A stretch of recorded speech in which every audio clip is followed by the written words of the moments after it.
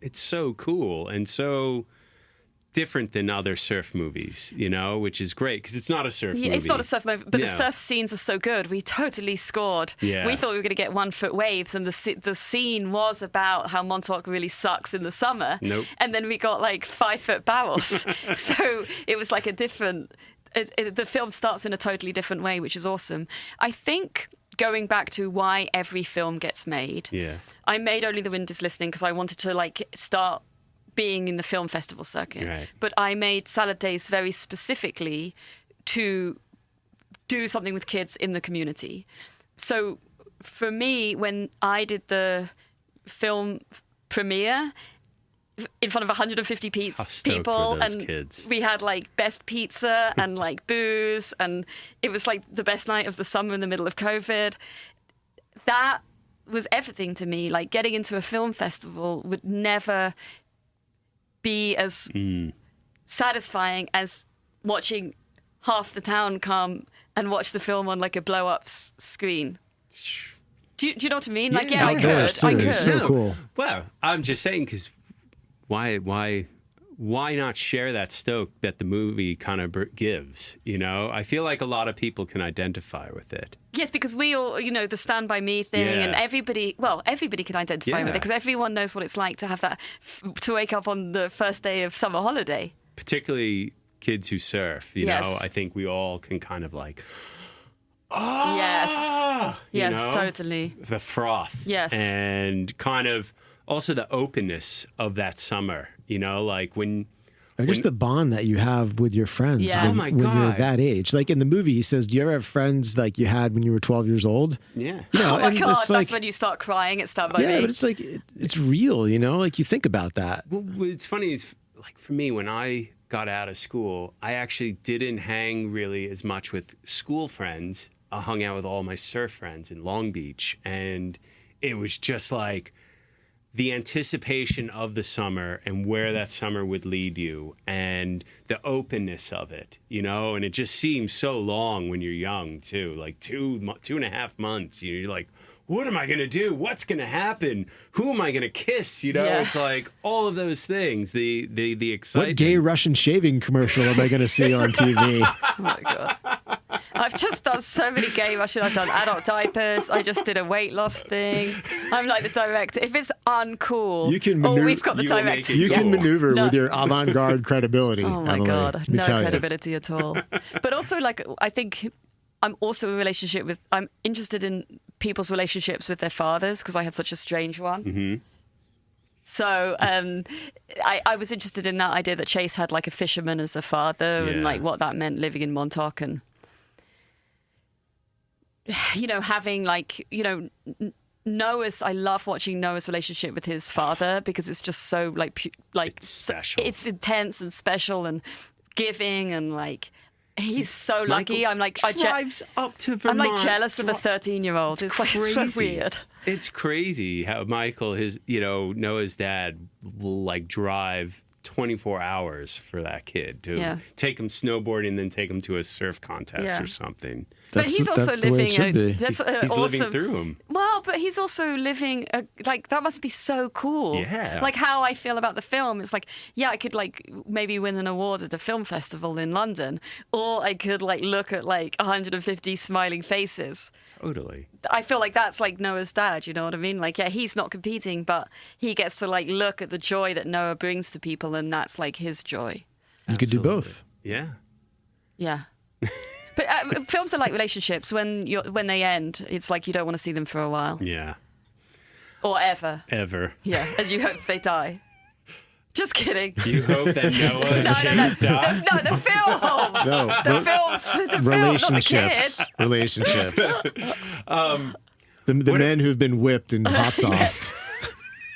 That's all people are going to remember, Greg. At the Naughty Bird. Let me ask. You also had the opportunity to film with oh shit, why am I drawing a blank now? Gary Linden. Oh my God, what a legend. Which is freaking amazing. I mean, that guy is legendary. Yeah, it was the best day of my life. Really? Yeah, filming in Todos Santos. I took a surf DP, obviously, and we were making a film around putting, with big wave surfers, putting Kevlar in the surfboards so they couldn't break in half and then become basically a lethal weapon. Mm-hmm. So we built some Kevlar boards, and then we being DuPont. Yeah. That wonderful company. Great company. Great company. Great company. DuPont Kevlar was doing a collaboration with the X Games. And so they put some Kevlar on the surfboards. We took them to Todos Santos. Nick Lamb, who's on the Big Wave World Tour, and Gary Linden. We boated out to Todos Santos. We had all our gear in the Pelican cases. We had to swim ashore onto the island with the lighthouse. It's not an easy trip. It was so... It's gnarly. We slept in the lighthouse. We shot all day. Wow. And I think one of the biggest... I don't have many regrets in life, but Gary Linden was like, do you want to go and surf a wave? Because I was on the boat, directing, as in standing there, in a wetsuit, just screaming at people, knowing no one was listening. And they were like, do you want to go and surf a wave? And I said no, because I was like, oh, I'm here to be a director. If anything happens to me, then... Yeah. I mean, that could be really bad for my career. Well, Toto's Killers is no joke. Yeah, it's no joke. I mean... You could have surfed it, though. Totally. Yeah, I could have surfed it. You would have charged it. It's a giant mush ball anyway. Totally. Yeah, super easy. Yeah. I mean, Not they have the big critical World at War Tour there. Yeah. But I said no. I just didn't think it was the right thing to do. But I just want everyone to know it wasn't because I was scared. No, not at all. Yeah, if you remember anything from this, no. The hot sauce is a lie, and I wasn't scared. What was...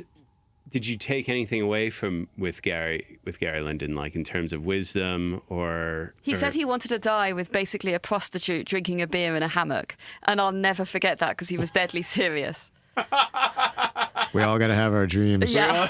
What else did I take away? The hammock and the prostitute and the beer thing was so good. Let me ask you a question. Where do you see yourself in 20 years? What are you going to be doing? What are you going to be making? Dead. I'll be dead. I don't think so. Are you still be making commercials? Are you be making features? What are you going to be doing? My dream is to direct a James Bond film because they're my absolute favourite films on the planet. I love James Bond. Not the last one. First female director. I didn't like the last one, and I didn't like Quantum of Solace. Yeah. And any of the Pierce Brosnans. But apart from that, I love James Bonds. What's your favourite James Bond movie? Can I have 3?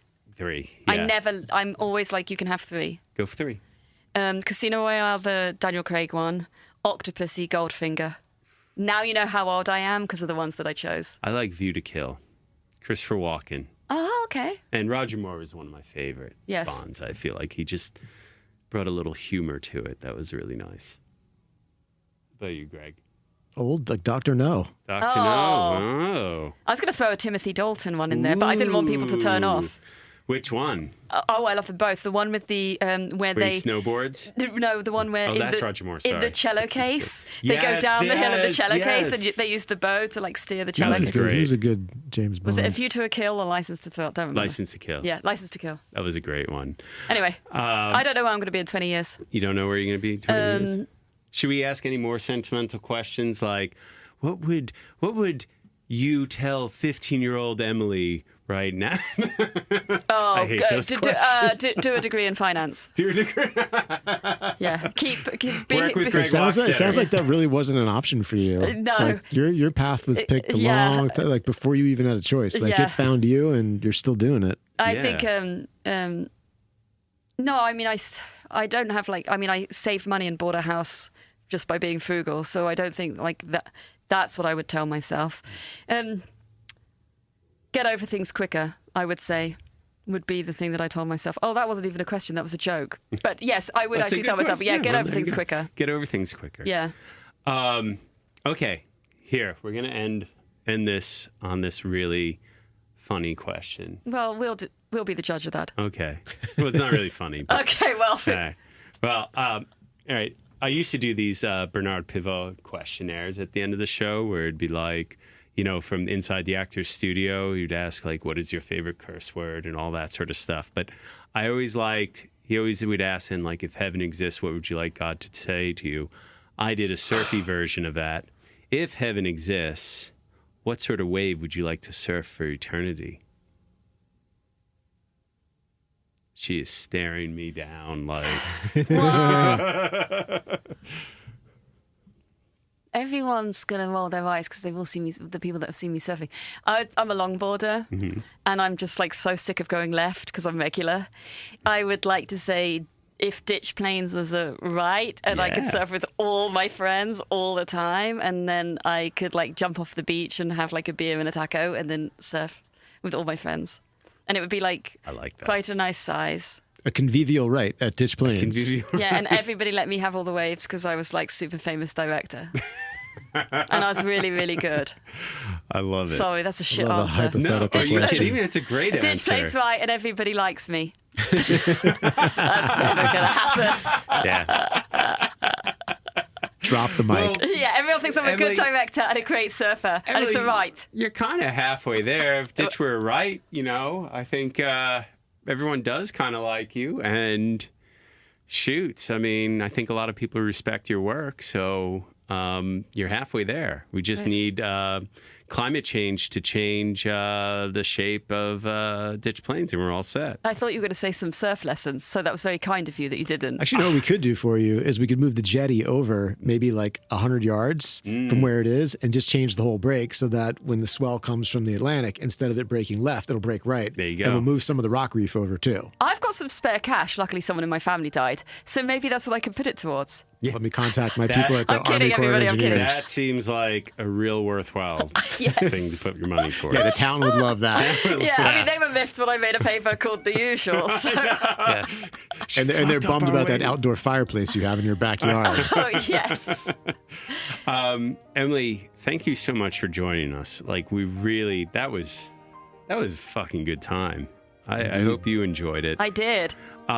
Where can our listeners find your work if you want them to view it? And if people want to hire you for something, where can they go? I've mentioned it. You've mentioned it, but let's do it again at the Let's end. do it again. It's just embarrassing. LittleEnglishGenius.com. And what about social media? Little English Genius. Little English Genius. And then I always pause and go, don't drop the E between little and English. That's right. Don't drop it. Yeah. Keep it up. Hold it up. Hit me up on social media. Awesome. Thank you so much. Oh, my God. Thank you for having me. And Greg, thank you for not making me pleasure. cry. Greg, thank you for not making her cry. I felt like you guys were going to get me at one point, to be honest. Oh, maybe you're talking about your North Star. You're like, I don't really have one.